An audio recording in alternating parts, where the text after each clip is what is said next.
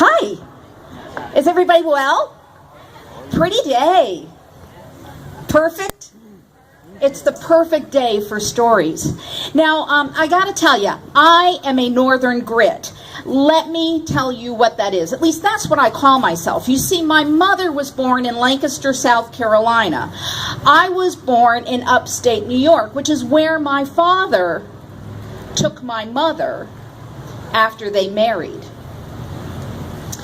We lived on the old homestead where my father grew up, and my dad was born in the year of 1909, which means I might be older than what you think. I might be younger than what you think. But my parents started a family. I have a sister that's 4 years older than I am. Then I was born. And on my birthday, what day did I say? On my what? My birthday, my day, my special moment. I was 2 years old and my little brother came into this world. The only boy in our family, which means he was the youngest, the only boy. He was the darling of the family. When I was growing up, my brother would often say, I'm telling, you do that and I'm telling. You know what? I got the microphone. I'm telling. My little brother got into some messes. Now, in 1950, about that time, was when electricity finally came into the small town of Richmondville, New York.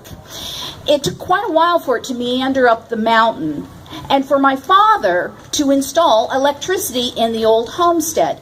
Now, in those days, electricity was a 2-wire system. Now we have 3 wires. That third wire is a ground wire. And that ground wire keeps you from getting zapped if you touch 2 electrical appliances at the same time.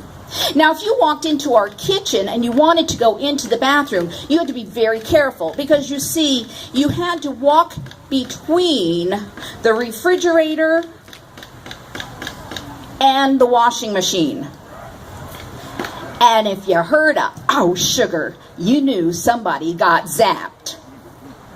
There were several swear words that we made up because, you see, we weren't allowed to use true obscenities in our family. So you might hear, sugar, or elephants climb trees, or, some such of the like.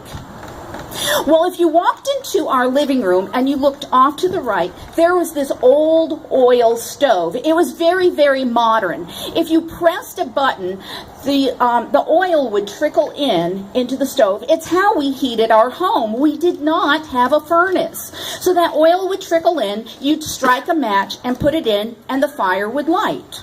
On the stove, there were these doors. Now, if you kept the doors closed, it kept the heat closer into the core of the stove. But if you were a little cool, you could open up those doors and let more heat out.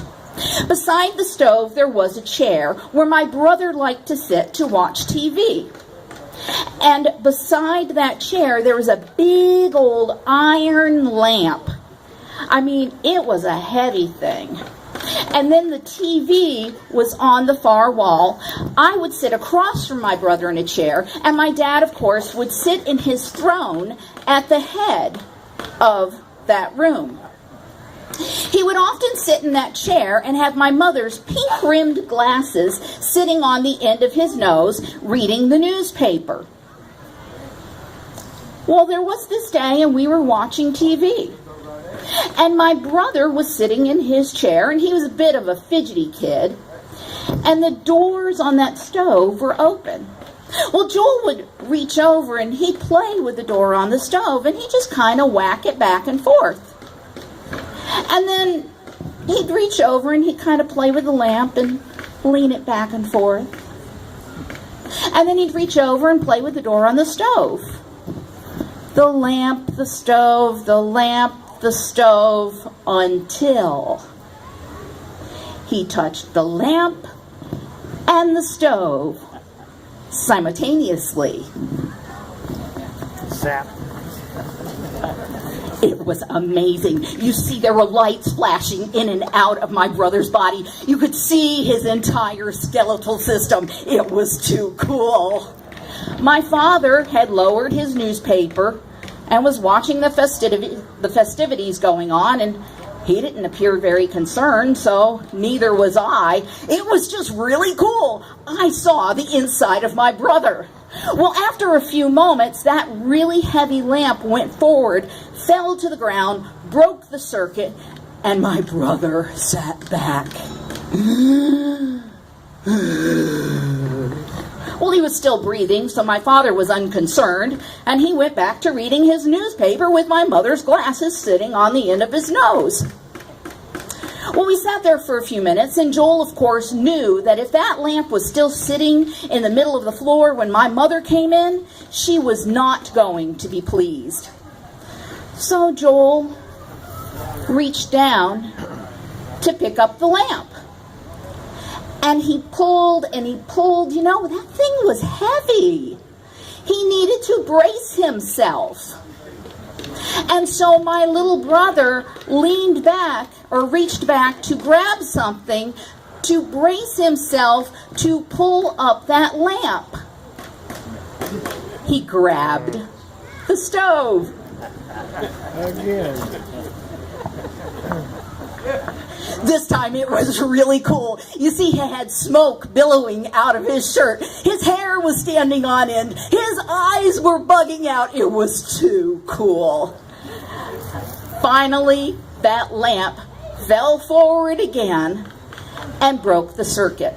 Of course, my father had been watching, and he had lowered his newspaper.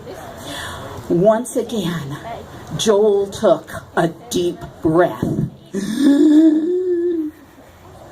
Dad knew he was breathing, so it was okay.